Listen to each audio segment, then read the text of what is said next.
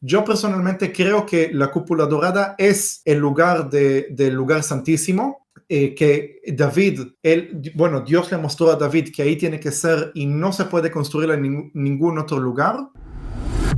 El lugar donde el tercer templo debería construirse actualmente está ocupado por las mezquitas de Al-Aqsa, ¿no? Que es esa cúpula dorada que vendría a ser el tercer lugar más sagrado para el mundo islámico o algo así, ¿no? Sí. Israel actualmente no tiene templo para adorar, pero nosotros vemos a los judíos ortodoxos que van al muro de los lamentos y que lo tocan y que rezan ahí de alguna manera. Y si bien hay profecías escatológicas y relacionadas al fin de los tiempos, tanto desde el lado cristiano como entiendo desde el lado judío, de que ese templo debe construirse, a mí lo que me sorprendió es que no solo ya hay un instituto que está creando los utensilios y todo lo que se necesita para ese templo, sino que además hasta hay candidatos políticos, ¿no? Prometiendo en campaña que lo van a construir. Eso me sorprendió demasiado. Yo sé que ahora con el conflicto ha pasado esto a un segundo plano, pero ¿realmente hay una expectativa en Israel de que esto pueda suceder? Mira, en Israel, la mitad del pueblo en Israel es secular, la otra mitad es religioso, ¿ok? Pero eso no incluye el 20% de musulmanes que hay en Israel. Sí, Israel es un país de 10 millones, nada más 7.5 son judíos y otros 2.5 son árabes, ¿sí? Ahora, todos tienen el derecho para votar. En el Parlamento israelí, ahora vas a entender cuál es la conexión de lo que estoy Ok. diciendo con el tema del templo. Los árabes en Israel tienen derecho para votar, ¿ok? Hay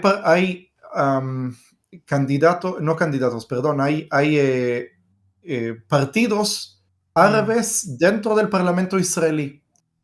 Ahora, cuando nosotros hacemos las cuentas, ¿cuánta gente en Israel le gustaría que el templo esté construido? ¿Cuánta gente que tiene derecho para votar quieren que el templo esté construido? Ok, entonces tenemos los árabes, 2 millones y punto 5, que es un cuarto del pueblo, no quiere el templo, entonces ya 25% no están a favor de la construcción del templo. La mitad de los judíos son secular. Secular puede ser ateos, puede ser gnósticos, ujú. pero no les interesa para nada el tema del templo. Ok. Entonces ya tenemos otro 50% que no quiere el templo. Ahora, dentro de los religiosos, de los judíos religiosos, la mitad son ultraortodoxos, los que van vestidos de negro y que son así extremistas. Y la otra mitad son religiosos, pero no lo llamamos religiosos nacionalistas, que son religiosos que no se visten de blanco y negro, pero son muy sionistas, muy Bien. a favor sí. Ahora, los ultraortodoxos, ellos sí les gustaría la construcción del templo, pero ellos dicen que el Estado de Israel no es el responsable para la construcción del templo, sino es el Mesías. Entonces, los partidos políticos de los ultraortodoxos no hablan del tercer templo, no les importa, porque ellos dicen, no necesito que el Estado de Israel lo construya, esperamos que el Mesías venga y lo haga. ¿Ok? Quedó nada más un 10% de la población de Israel, más o menos tal vez 15%, que ellos sí creen. ¿Te acordás que antes hablamos de la diferencia del Islam, que hay, todos creen en lo mismo, pero tienen Ujú. ideologías diferentes? Lo mismo pasa en el judaísmo. Esa corriente de religiosos nacionalistas, que son un 15% de la población de Israel, hablan de que no debemos esperar el Mesías, sino que nosotros tenemos la responsabilidad y el Mesías va a llegar, vamos a acelerar la venida del Mesías cuando estamos activos, cuando vamos a construir el templo. Entonces, queda nada más un 15% de la población en Israel que habla de la construcción del tercer templo, y el resto de que no son ese 15%, consideran la construcción del templo una provocación que no vale la pena tomarla. ¿Sí? Porque si el monte del templo es sagrado también para el Islam, y si nosotros quitamos esa mezquita o la destruimos, significa que declaramos guerra contra todos los musulmanes en el mundo, y es una guerra que no queremos entrar, y por eso el 75% del pueblo de los israelíes piensan que el que habla de la construcción del templo está loco. Sí, quiere hacer provocaciones de guerra, quiere meter a Israel en una guerra, y por eso se puede decir que es como un tabú, que no se habla de la construcción del tercer templo. Wow. Cuando hay candidatos que dicen y declaran, si me votan a mí, yo voy a construir el tercer templo, entonces lo ven como loco, lo ven como alguien que habla cosas que no se debe votar a él para nada, porque él va a meter a Israel a más guerras. ¿Sí? Y esa es la realidad. Ok, ahora acá había gente que estaba preguntando, más bien preguntando, nadie está preguntando, están todos dando su opinión en el chat. Alguno habría que bloquearlo por atrevido, diríamos, en Argentina. Pero corregime si estoy equivocado. No hay manera de, en ese espacio, porque la explanada es algo grande, de que puedan convivir ambos, de que haya en una parte del templo o que se haga como en una especie de subnivel o algo así, o son ideas delirantes, sin necesidad de destruir al Aqsa, me refiero, ¿no? Bueno, mira, hay algunos rabinos, son muy pocos, no sé si hay uno o dos que escuché hablando de esa posibilidad de construir el templo al lado de la cúpula dorada y que quede ahí la mezquita. Ahora, ellos dicen de que el lugar santísimo no está justo donde está la cúpula dorada, está unos metros al sur o unos metros al norte, porque en realidad, como no se puede hacer excavaciones arqueológicas, los musulmanes nunca permitieron que hayan excavaciones arqueológicas, que Israel respeta. Digo, Israel tiene la fuerza de echar a todos los musulmanes del monte del templo cuando quiera y empezar a hacer excavaciones arqueológicas para descubrir realmente las ruinas del templo y ver dónde estaba el lugar santísimo. Pero como Israel respeta a los musulmanes ahí, y mientras no se hacen las excavaciones no podemos saber. Yo personalmente creo que la cúpula dorada es el lugar del lugar santísimo, que David, Dios le mostró a David que ahí tiene que ser y no se puede construir en ningún otro lugar. Pero volvemos al tema que estos rabinos, 2 o 3 rabinos, no sé, que hablaron de la posibilidad, porque ellos agarran el versículo de Isaías que dice que esta casa va a ser casa de oración para todas las naciones, ¿sí? Y ahí lo interpretan de que puede haber también una mezquita, también un templo, y también templo judío, y también tal vez una iglesia. Wow. Y para poder formar algún lugar de todas las religiones en un solo lugar. Pero la mayoría de los rabinos nunca van a estar de acuerdo con eso. Primero, esta interpretación del versículo de Isaías está muy mal, porque la idea es no que cada uno con su religión adore a su Dios, sino que todos van a adorar al Dios verdadero, que es el Dios de Israel. Entonces, ¿cómo voy a permitir que un pagano que reza a un Dios ajeno venga al templo y ore al Dios de él en el templo del Dios de Israel? Eso es una abominación. Yo lo digo como judío creyente en Jesús, pero también rabinos ortodoxos que no son creyentes en Jesús piensan lo mismo. La mayoría de los rabinos piensan lo mismo. ¿Cómo vamos a permitir que musulmanes, que para nosotros el Islam es idolatría, ¿sí? Es otra religión, otro Dios, puedan tener su lugar sagrado en el lugar que Dios mismo dice, este es mi lugar sagrado. Y él dice que no haya gente, que no puede haber algo que contamine el monte del templo. Entonces, ¿cómo permitir una mezquita? Así que eso es una idea que existe, pero es algo que no es aceptable. Es muy interesante porque mientras te escuchaba, alguien puso en el chat y a mí me generaba la misma sensación, que hay más preocupación o interés en que el tercer templo se construya en el mundo evangélico de América Latina que en Israel mismo, ¿no? Sí, eso es muy interesante, muy interesante. Hasta yo puedo decir muchas cosas, que conozco los dos mundos. Conozco el mundo judío religioso, judío secular, y conozco el mundo cristiano y varias denominaciones del mundo cristiano. Y puedo decir que muchos judíos van a estar sorprendidos entender qué es lo que los cristianos creen y entienden. Y muchos cristianos van a estar sorprendidos entender qué es lo que los judíos creen y entienden. Porque yo creo que hay muchos más cristianos que conocen el Antiguo Testamento que judíos que conocen el Antiguo Testamento. Sí, hay muchos judíos en Israel que no saben quién era David, que no saben quién era, bueno, Abraham todos saben quién era, pero no conocen los textos y la historia. Hemos habilitado la parte de miembros del canal por si alguno de ustedes quiere apoyar el trabajo que estamos haciendo. Esto tiene solamente dos categorías. $1, que son estos 1.400 pesos que ven, y si son millonarios, $10. ¿Sí? Entonces, si vos querés ser parte y querés aportar siendo miembro, puedes desde $1 mensual, solo $1, desde el botón unirte, apoyarnos a que podamos seguir haciendo esto. ¿Sí?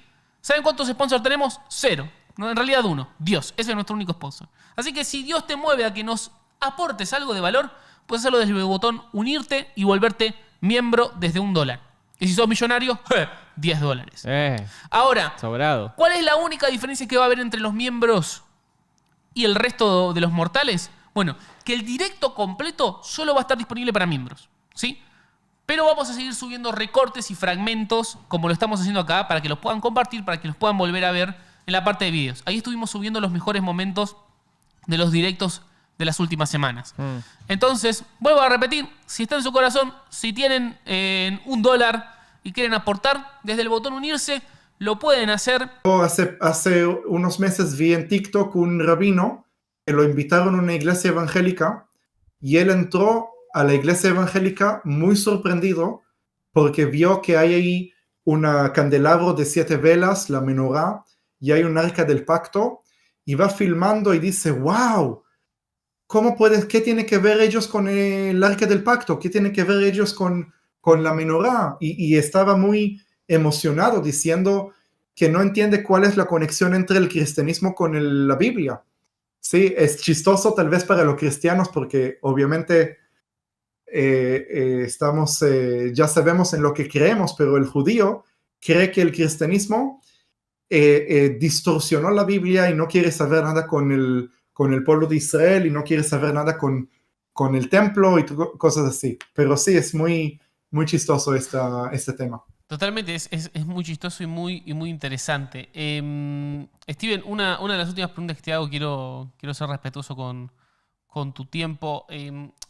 Vos habías escrito un libro, ¿no? Alrededor de Jerusalén, ¿no? Y es un libro grueso, de esos que tienen mucha información, pero muy, muy digerible, ¿no? De muy fácil lectura y muy interesante. Luego en la descripción podemos dejar el link. Pero no sé si querés darnos como una especie de pantallazo, porque yo sé que muchos de los que nos escuchan no terminan de entender qué es esa cúpula dorada, no terminan de comprender por qué tuvo que ser el templo ahí, ni el peso que tiene Jerusalén, no solo para Israel, para el mundo cristiano, para el mundo islámico, sino yo creo para el mundo entero. No sé si quieres tomarte unos minutos como para, a grosso modo, resumirnos o explicar esto. Sí, bueno, yo aquí aquí tengo el libro, bueno, me quedó nada más la versión inglés, pero está en español también.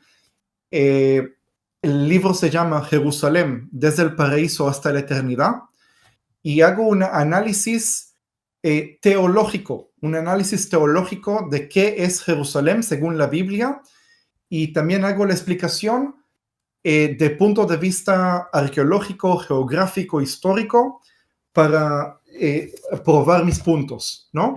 Y lo que yo escribí en el libro, aparte que escribo qué significa Jerusalén, el nombre, qué significa Sion, por qué Dios elige Jerusalén, pero también mi idea principal del libro es mi tesis, que yo explico teológicamente paso por paso, versículo por versículo, porque creo que el jardín del Edén que aparece en Génesis capítulo 2 y 3, que Adán y Eva fueron echados de ese jardín, está ubicado en Jerusalén, físicamente en Jerusalén. Es tremendo eso.